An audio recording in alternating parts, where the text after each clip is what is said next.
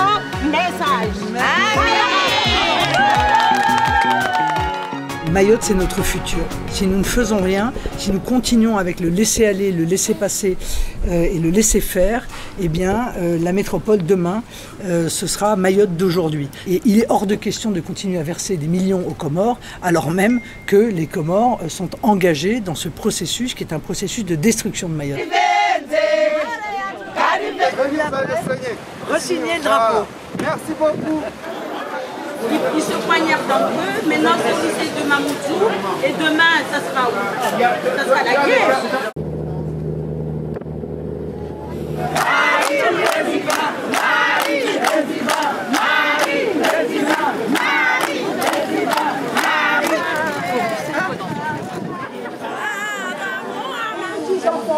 Et je ne vous laisserai pas, je ne vous abandonnerai pas.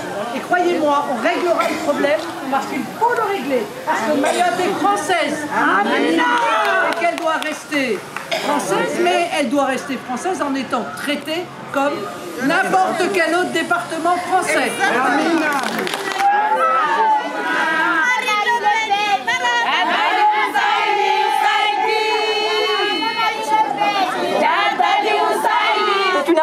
Une organisation qui est là, ça fait des années, nous avons tellement supporté.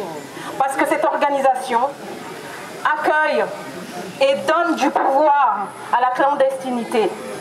Cette organisation est là, elle organise, elle donne du pouvoir aux personnes rentrant ici à Mayotte illégalement, en leur permettant de venir s'asseoir sur des terrains privés et en leur donnant comme dessert la loi.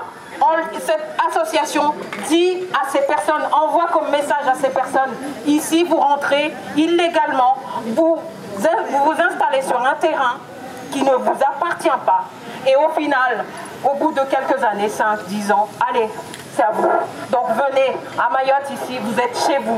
Donc ces personnes rentrent ici et des chiffres sont donnés tous les ans. Ces chiffres-là ne baissent pas.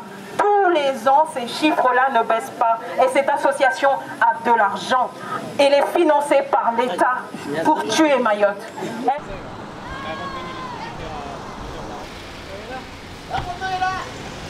Sur les semaines qui viennent, on va fonctionner en mode dégradé, on va voir que les urgences.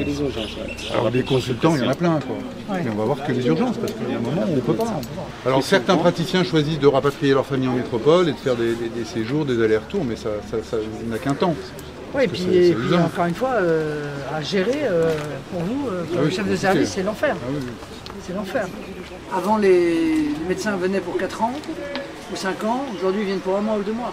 Donc personne ne peut vivre dans cet état d'esprit. Je veux dire, il n'y a pas un département de métropole qui accepterait de vivre ça. Et quand je suis à l'Assemblée nationale, je dois être la seule députée qui n'est pas de Mayotte, qui participe au débat sur Mayotte. Et j'essaye de parler au maximum de ce qui se passe, parce que comme c'est loin, bah, il y a beaucoup de gens qui font mine de ne pas voir, de ne pas regarder ce qui se passe. Tous les parents m'auraient dit la même chose. On a vraiment peur pour nos enfants. On laisse ces criminels nous empoisonner ces territoires qui étaient catégoriquement à Mayotte. Tu dormais à l'époque, en 2017, tu dormais avec des portes ouvertes. On ne peut pas se concentrer en cours avec la peur. C'est pas possible. Non, on n'en peut plus. On n'en peut plus. On se demande comment ils font pour faire rentrer des couteaux à l'intérieur. Parce que le gamin qui se fait poignarder à l'intérieur, le couteau il est passé à la portail. Si ces gens-là ils prennent leur responsabilité très bien, je pense pas qu'un couteau aurait pu passer. Ils ont peur des représailles. Ouais, voilà. C'est ça, ils ont peur que si jamais ils témoignent, on puisse les retrouver, leur famille, etc. Exactement. Ces gens-là, on voyait leur visage. Il y a une dame qui a fait de vidéos, mais rien n'a changé. On vient là tous les jours. On ne sait pas si on va rentrer vivant ou mort. Parce qu'avant, la violence était dehors, maintenant même à l'intérieur. Peut-être qu'eux, ils ne savent pas ce qu'on est en train de vivre. Parce que vous voyez, ce lycée est notre maison. On passe toute nos journées là-dedans. Toute notre journée. C'est notre maison. Tu ne peux pas vivre dans ta maison s'il y a des problèmes. Je me refuse, si vous voulez, à vous laisser livrer, comme ça, en fait, à l'insécurité. Livrer les mamans que j'ai rencontrées là, qui font, elles, la sécurisation du lycée à côté. Laisser les jeunes filles que j'ai rencontrées, qui sont courageuses comme tout, mais qui disent moi j'aurais pas d'avenir parce qu'en fait je peux pas faire d'études parce que le lycée ferme en permanence, parce qu'il y a des agressions en permanence, et c'est comme ça partout, où qu'on aille. Et maintenant, c'est pas seulement dans les grandes villes ou dans certaines villes, c'est partout, dans tous les villages, il y a des problèmes. nous savons que les autres candidats ont pour habitude de passer 2 heures sur ces territoires, voire 30 à 40 minutes, et ne connaissent pas la réalité mahoraise.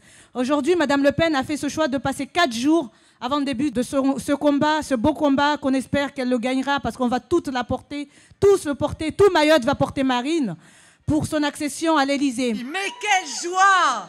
Quel bonheur d'être ici devant vous sur cette belle et joyeuse terre de Mayotte!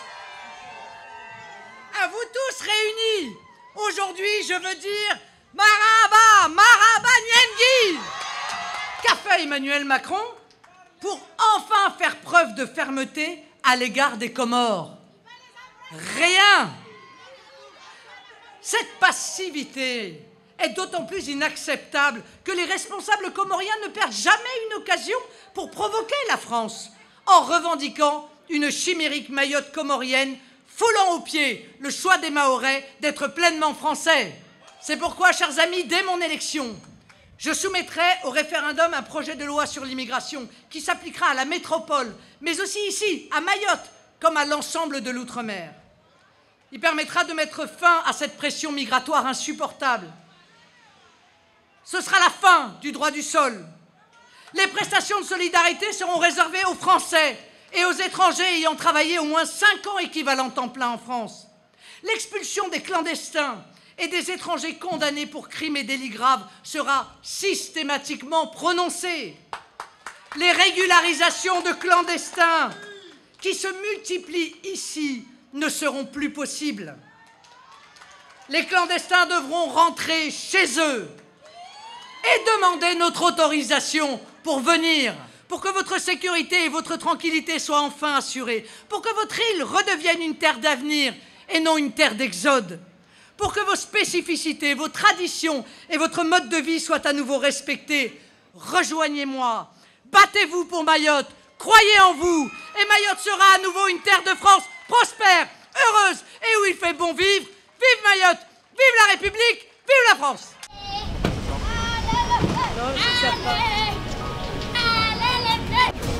On est fiers. C'est bon. Voilà. Merci beaucoup.